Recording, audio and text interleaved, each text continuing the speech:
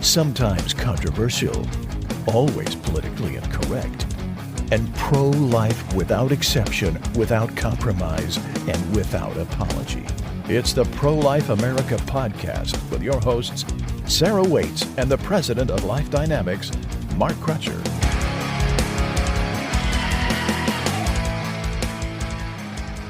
Hello, guys. As you heard, I'm Mark Crutcher.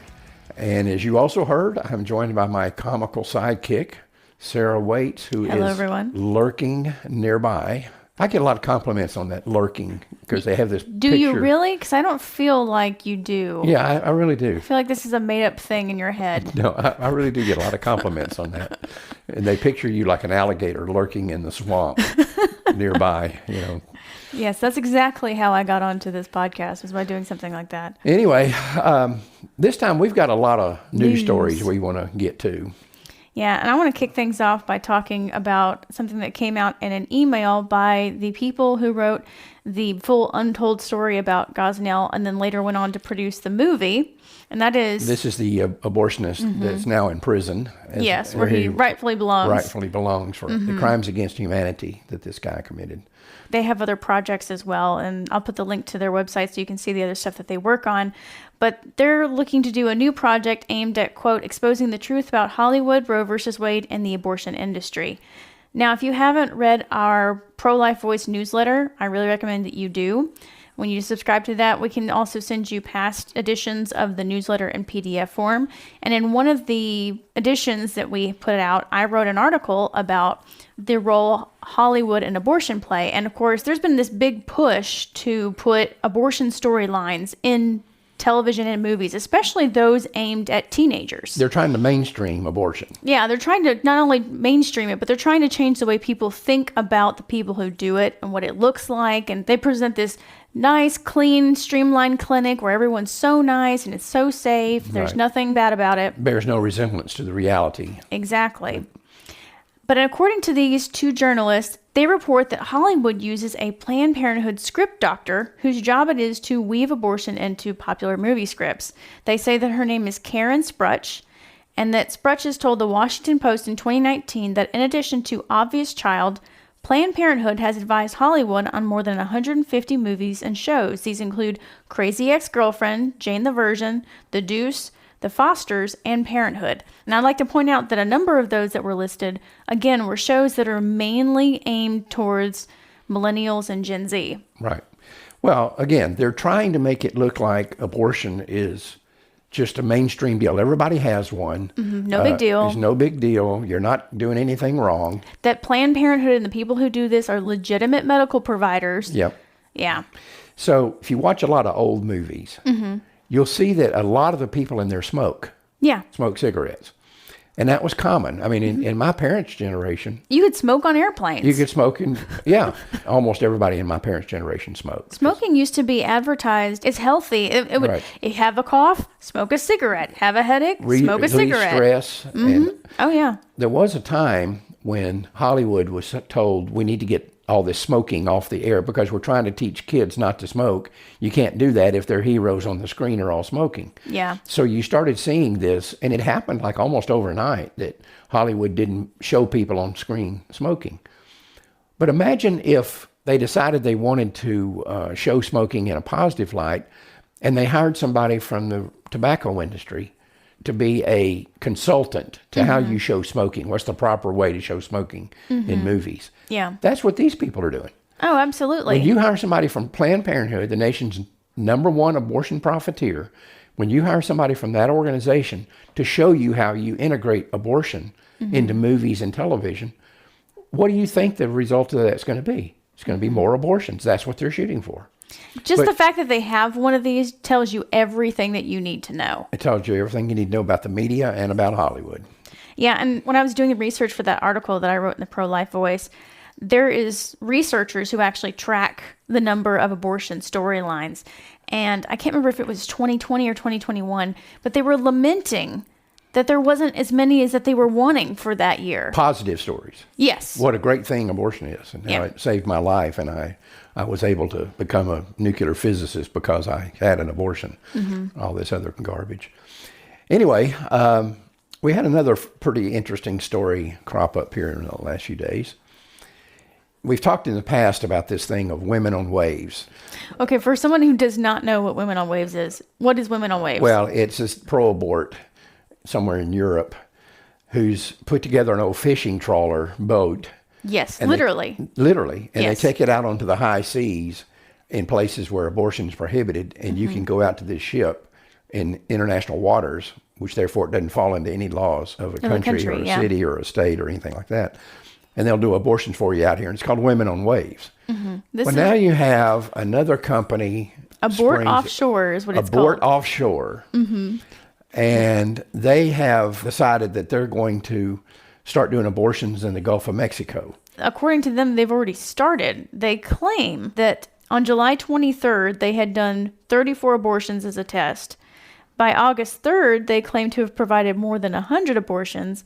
And 10 days later, the company tweeted that it had performed nearly 200 abortions for women from Texas, Louisiana, Mississippi, and Alabama. And the guy who's doing this is a guy named Michael Kimbrough.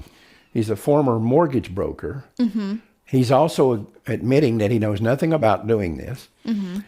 He's admitted that he's had many lawsuits against him in the past and various endeavors he's been involved in. Not to mention, he's acquired a number of fraud accusations and online complaints from customers from his other businesses. And he's currently serving a 5-year probation in Texas from charges related to moving money from one company to another. Of course, the journalist who was interviewing him asked him about that. He said that he's not actually under probation, that the case has not been adjudicated, so therefore it falls under the probation department.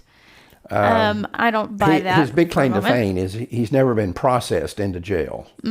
Anyway, now this whole thing is falling apart.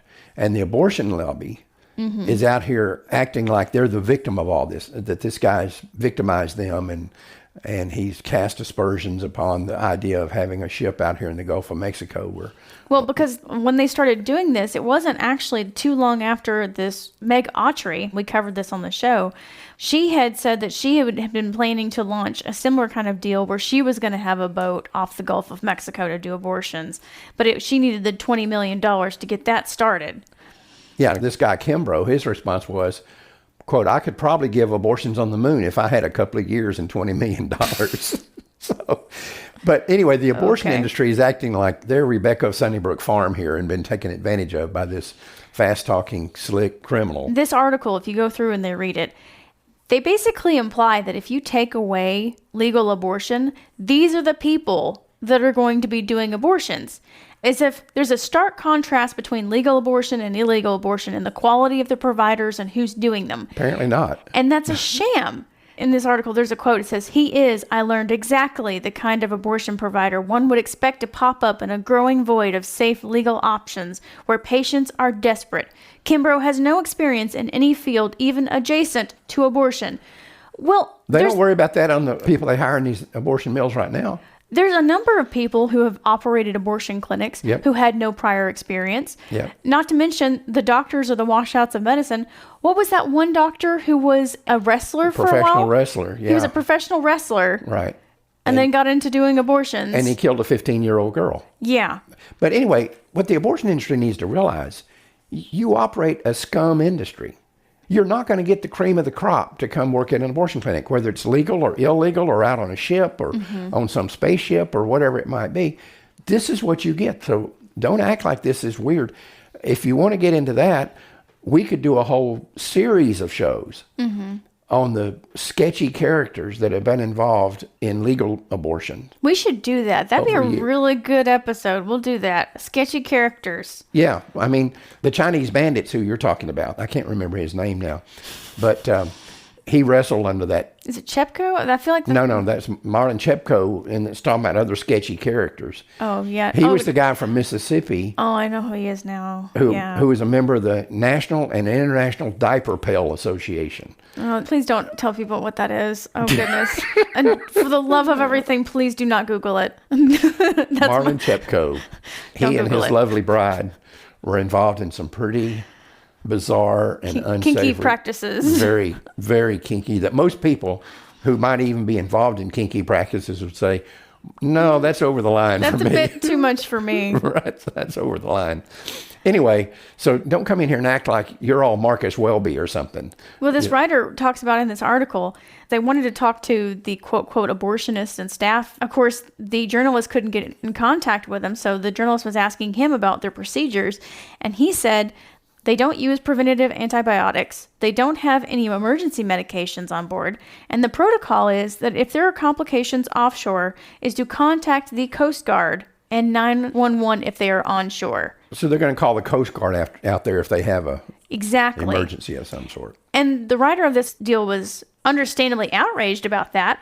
But again, they were implying as if the abortion industry is so far superior. I mean, how many times have we seen cases where women had botched abortions and suffered consequences because they didn't have emergency technology or training on there? Right. Yeah, we had the case years ago, and we did a video on it, Christie's Choice, with a young lady named Christy Style. She was left in a permanent vegetative state as a result of an abortion she had done in Colorado. And the reason for it was she was overdosed on anesthesia. In the malpractice trial that came up afterward, it was found out that the abortionist had no training in anesthesia at all. He was doing general anesthesia with no training. Wow. They had no crash cart. No crash cart. They had no advanced transfer agreement to a emergency hospital. They had nothing. They might as well have been doing this abortion on the 50-yard line of a football game for all the help they had. So don't act like your standards are so much higher than what this guy was talking about. And let's not forget Tanya Reeves. I mean, yeah. She had a uterine perforation, and they just wheeled her into a hallway and let her bleed for 5 hours. And she died. So yeah, don't start coming in here like you guys are above all this sort of thing. Yeah. Anyway, we got another article here. They're developing prenatal tests for autism. According to the writer, it is a group of neuroanatomists who presented a paper to the annual Experimental Biology Conference in which they suggested that MRI brain scans on unborn children are able to predict diagnoses of autism because a certain brain region called the insular lobe was much larger for autistic children than those who are not autistic. Let me tell you what the number one takeaway from this will be. More abortions. Oh, yeah, absolutely. It's like when the testing started coming out on Down syndrome. They're lauding this as a gigantic leap forward for medicine not because they could cure Down syndrome. They weren't even trying to do that. Just identifying it earlier in the pregnancy so parents could make the right decision. In other words, make the decision about whether this child should be allowed to live or die. And now, as a result of that, what is it, 97%? In Iceland, yeah. Well, Iceland's 100%, but even here in the United States, yeah, it's an extremely high percentage of all children diagnosed in utero with Down syndrome are killed or executed. That's what's going to be the deal here. Yeah. When you have better prenatal testing for autism, all you're looking for is not a cure. You're just looking to identify it earlier. This is what happens to an industry like the medical community. When you allow abortion, it becomes used for things like this. And every time we have one of these things, whether it's autism or Down syndrome or whatever it might be, I remember cleft palate was one years ago that they were looking at, you could identify early. The takeaway from it always is the same thing. Now we can identify this earlier in the pregnancy, which would allow people to decide whether to have the child killed or not. And instead of coming up with cures to different diseases and illnesses and prevention of different things, it becomes about, well, we'll just abort the problem away. Yeah. I mean, what incentive is there really, when you think about it, to come up with cures if abortion is just there as your Band-Aid solution? It's your default position. Yeah. Why bother with it? Why spend the money if you can just abort it away? Just kill the baby and be done with it. We can eliminate everything. We can eliminate every social problem in the world. You want to do away with hunger? Kill everybody that's hungry. You want to eliminate homelessness? Round up all the homeless people in the world and execute them. Now you don't have homelessness anymore. It sounds really harsh, but how is that different? It's no different. That's exactly what they're saying here. Yeah. It's exactly what's going on here. The writer of this article, a Matthew Schneider, he wrote, "As an autistic, I worry that these tests will lead to aborting people like me. I myself would not have been aborted as my mom is fully pro-life, but I feel so sad for others who might have been." He goes on later on to say, "If a person is not worthy of being born due to some condition, what does that say about those already born with that condition? It would seem to encourage wider discrimination in the forms of not accepting children or not accommodating adults. It could also reduce support for the already limited resources dedicating to looking for treatments that help autistics live a full life, since society could just abort the condition away. Yeah, and I want you to bring me in, because I've known some parents and I've read articles and seen videos. For example, in the case of Down syndrome, show me a parent of a Down syndrome child that says they don't love that child. Yeah, It's exactly. astonishing. And the other thing I want to mention on this is, how many times do we see the same people on the left who are always claiming that they fight for people with disabilities, and yet they will turn around and defend abortion and say, well, what in the case of a disability? What if that kid has Down syndrome? Right. It's like, how dare you fight for these people over here talking about their value and their worth, and then turn around and tell people, well, you know what? If the parents want to abort them because they're different, go ahead. Yeah. Well, it's the false compassion of the left. These people are really good at exploiting compassion for political reasons, but they wouldn't know compassion if it jumped up and bit them on the butt. They don't have any idea about what compassion is. Yeah. And compassion, for example, in the case of Down syndrome children, what they're really saying is we're going to kill them for their own good. Yeah. We'll execute them for their own good. Because they're not like us, because they can't see life like us. So Right. therefore, their life must not have value. Yeah. We've talked before about, you get all these pro-aborts talking about overpopulation in the world. Well, as we've talked about on this podcast numerous times, that's not the case. In fact, 2 episodes ago, we talked about the issues that China is having right now. Well, Japan, France is now giving $2,000 per child for women. You don't even have to be married. Just if you'll have a baby, we'll give you some money.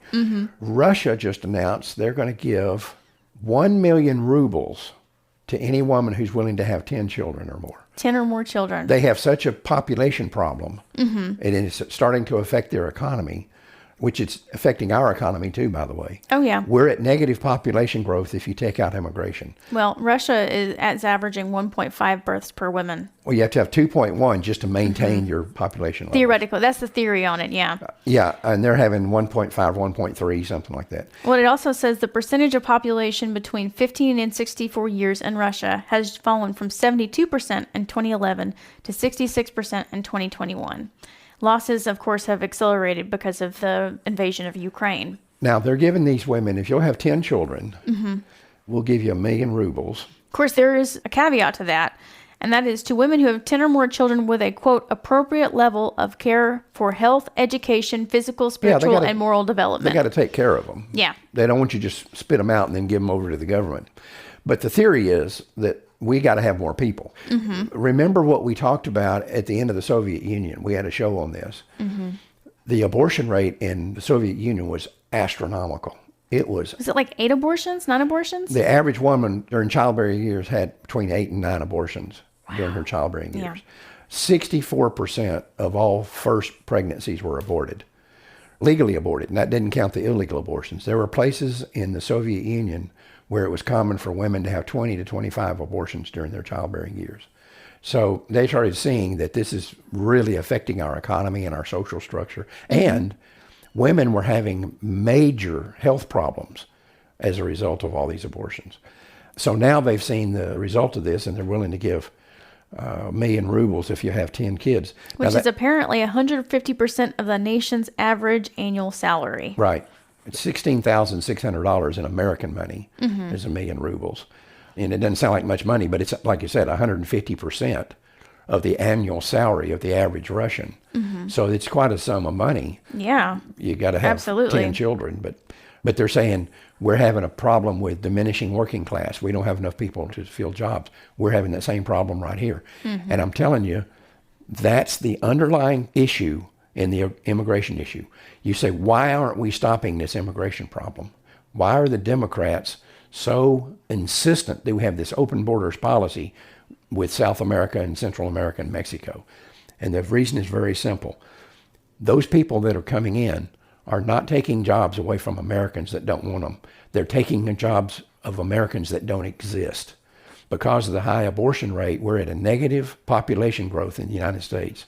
They need those people here to fill those jobs. And if they didn't have them, then what would happen is it would expose what the left has been doing for the last 40 or 50 years. Like they do every few years, they'll talk about granting mass amounts of amnesty to people and getting them citizenship.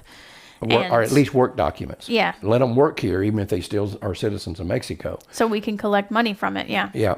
And I've written a couple of articles about this issue, but I promise you 100% abortion, if you start peeling away the onion of immigration and you get down to the core, it's abortion.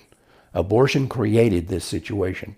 The American economy, and the left knows this, and we know it right here in Texas. Texas has got probably the best economy in the country and has had for years. Yeah. Our economy would collapse without Hispanic workers here. You go onto any job site in North Texas, if you go into a construction site, and you'll very often see that 100% of the workers there are Hispanics. Our economy would collapse without them. And the left knows that, and that's why they don't want to do anything to prevent these millions of people from coming in into the United States. Any of these Gen Zers who love socialism or communism so much, go to Russia. You love communism so You much. love communism, and you'll get paid to have babies. I mean, What could be better than that? go for it. The World Economic Forum, in another article we see, another story developed here, is suggesting that there are solid, rational reasons to have your children microchipped. Yep. This is very dangerous. We're getting into some really dangerous waters here. People in the original article are suggesting that augmented technology, as they call it, so augmented people, is no different than glasses or hearing aids. It's just an evolution of that, and there's only a stigma of it because it's new and we don't understand it, but it's no big deal. And that there are benefits to doing it. And it says the augmenting technology will help all stages of life, children learn in a learning environment, professionals at work, and ambitious senior citizens, whatever that means. There are many possibilities. Should you implant a tracking chip in your child? There are solid rational reasons for it, like safety. Yeah, and it would never be used, I'm sure, as these children age, to find out what political meetings they might be going to. The danger here is astronomical. Yeah. But they always sell it with some major benefit. And I saw some story not long ago on television about this issue of chipping your children. And they're saying, well, this way, if your child gets snatched off the street or some sexual deviant or something takes your child, you'll be able to look on your computer and see instantly where they are. You can justify it on that basis. Yeah. But you have to look at the big picture. What is the downside of this? And the downside of this idea of every American being microchipped Means that somebody has access to where you are at all times. Yep. You know, I had an experience with this personally here a few years ago. I had a Chevrolet Avalanche pickup. And when you buy that from Chevrolet, you can have an OnStar thing, which allows you to connect with somebody if you have a wreck or if you have a flat. They can call emergency services They for can call you. emergency. And there's a OnStar office. I don't even know where it is in the United States, but it's run by General Motors. And if you have OnStar, you're connected to them at all times. I didn't want it. I don't want General Motors to know where my car is at any given moment. And I don't want General Motors to have that information that would then be subject to a subpoena by the government. We want to know where Mark Crutcher is tonight. We hear there's a John Birch Society meeting in Dallas, and we want to know if he's there. Or anything else. It doesn't matter. Whatever it might be. So I didn't take the OnStar. But it still had the button and everything. But it in still there. had all the hardware in the car for that. We're riding to Fort Worth one day in the Avalanche, and we're just riding along. And all of a sudden, this woman's talking to me. There's a speaker in the roof of this car for the OnStar.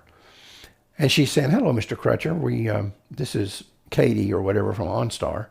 And we see you never signed up for OnStar. You never subscribed. And we'd like to offer you a free trial subscription or a cheap one or something." You know, how do I know how long she's been listening in To your that car? conversation, To our yeah. conversation in that car. Because she came on and we never heard anything. We never heard a beep or a click or anything. She just all of a sudden talking to me. And I said, "No, I do not want OnStar.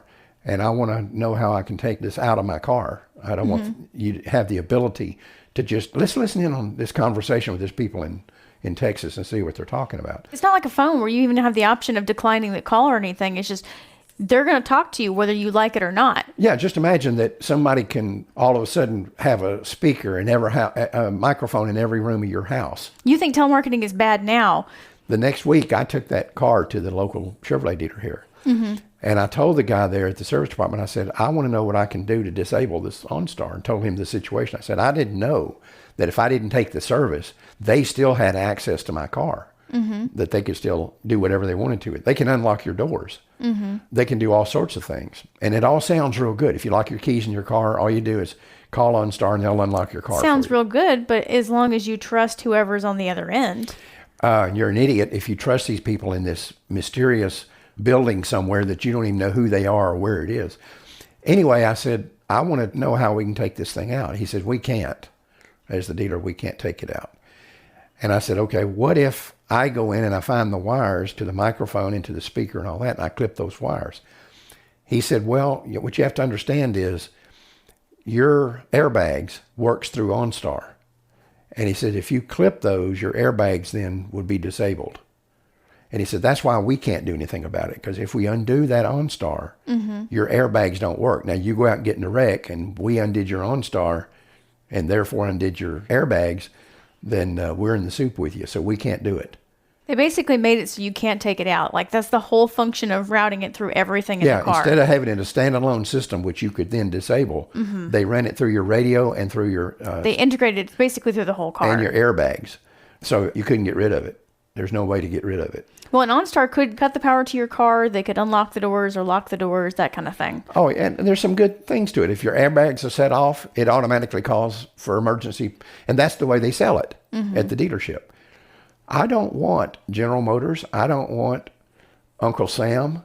I don't want the IRS. You don't want anybody to have that power, yeah. I don't want to give them that power. This is dangerous. And when I raised a ruckus with them about it, and I said, what about a subpoena? Let's say the government wants to know where I am right now. Not because I've committed any crime or anything, but just because they wanted to know, they want to know if I'm at this political meeting or whatever it might be. Can they show up with a subpoena and you'll give them the information or let them have access to the tracking of my vehicle? Oh, no, we would never do that. We're insulated from that. We don't, OnStar does not provide any of that. That's nonsense. They're not insulated from the law. If they show up with a court order saying we want to know the information on this particular car, they're going to give it to them. Yeah. I guarantee you they will. So, in effect, OnStar will become an extension of the federal government. Everybody needs to go back and read 1984 and talking about living in an era of Big Brother. Yeah. We're there. We are there right now. And this is all really dangerous stuff. And if you don't think it's dangerous, think about what just happened to a former president of the United States. If they can do to the former president of the United States, Donald Trump, who may run again, if his political enemies can do to him what they just did in Mar-a-Lago with this incredible invasion of his home. And took his passports, yeah. Took his passports, is a real broad thing. Basically, they could take anything in that house they wanted by just saying, we think this is evidence of a crime. It's unbelievable. If they can do that to the President of the United States, don't think for 1 minute they can't do worse to just the average person on the street who doesn't have the resources to expose this that Donald Trump has. We're living in very scary times. And all this technology, we've got to reel this stuff in. It's getting scary. Well, if you like this show, make sure you follow the podcast on your favorite podcast platform. We're on Apple Podcasts, Google Podcasts, Spotify, iHeartRadio. The list goes on. Wherever you get your podcast, we're Yeah. there. We need you to get your friends listening. So please help us out on that. And don't forget to financially support Life Dynamics. We can't do anything without you. Till next Thursday, remember, Life Dynamics is not here to put up a good fight. We're here to win. Because winning is how the killing stops. We'll talk to you next week. Bye, guys.